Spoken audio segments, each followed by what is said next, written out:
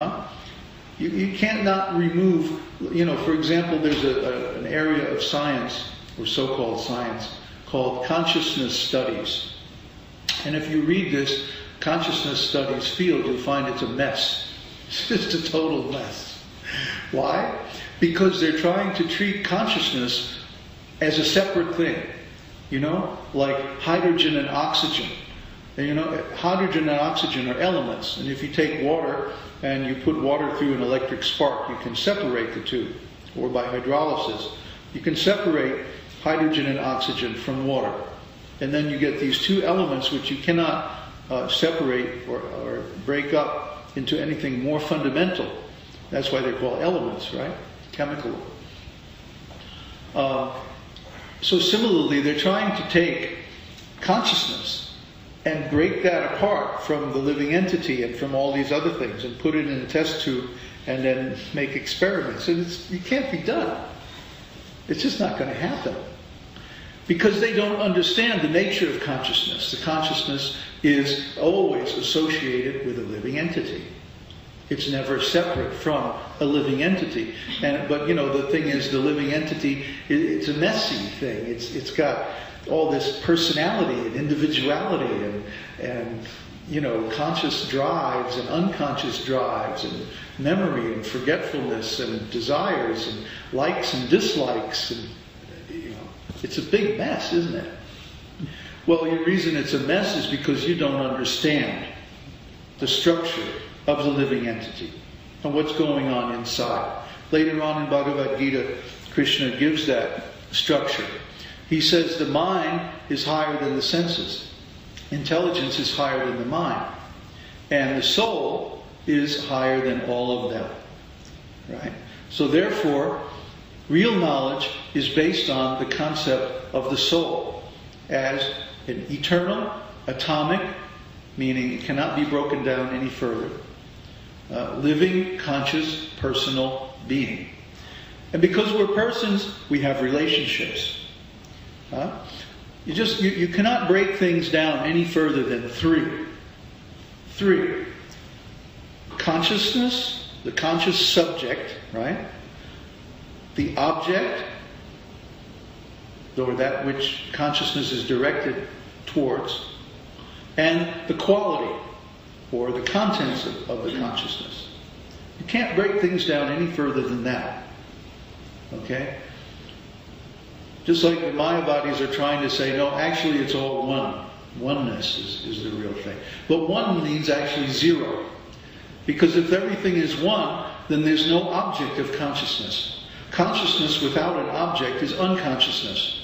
Just like when we're in deep sleep, sushupta. There is no object of consciousness. No dreams, no sense objects, nothing. So in that state, it's not oneness, it's nothingness. There's no experience. Experience means these three things together. The consciousness, the object of consciousness, and the quality or the contents of consciousness.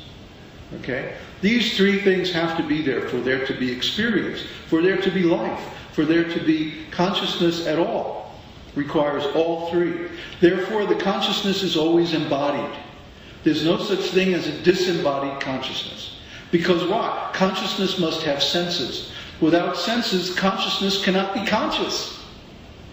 There is always a body. And in the material conditioned state of consciousness, this gross material body is the covering. But in the normal, natural, healthy state of spiritual consciousness, the spiritual body is the covering.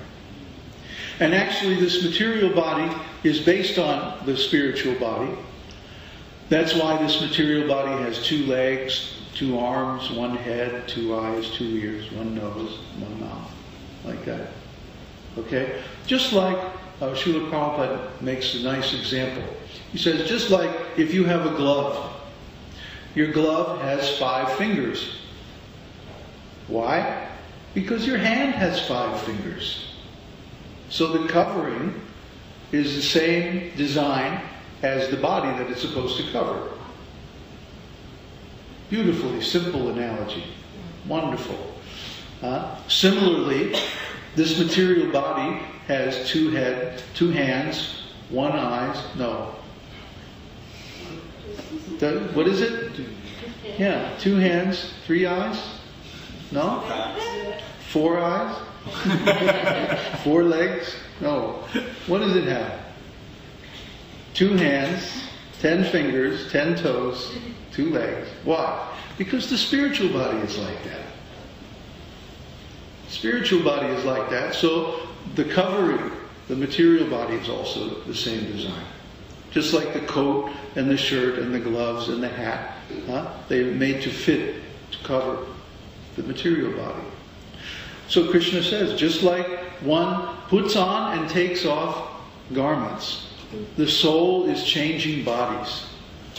But is it so simple? Yes, it really is that simple.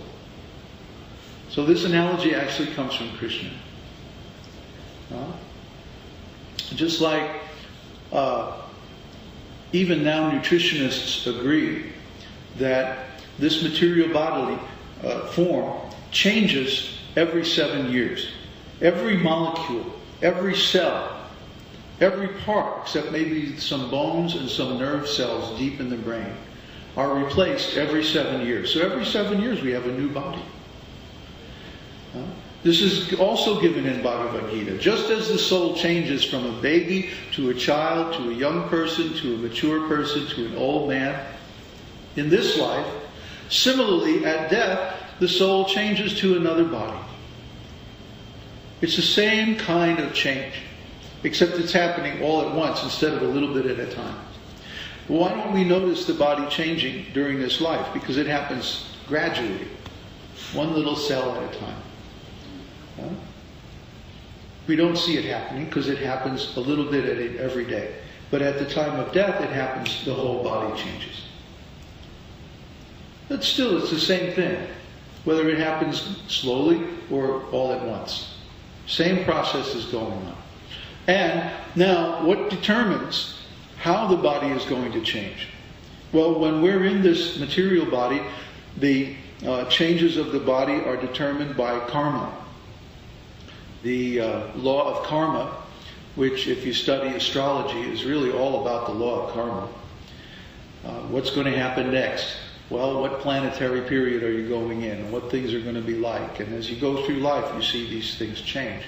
And they also change like that. Slowly, most of the time slowly, sometimes very fast. But gradually, you reach a point where this body is completely different than the body you had even just a few years ago. Things are different. Life is different. People treat you differently. People treat you differently when you're grown up than they do when you're a child. They expect different things of you.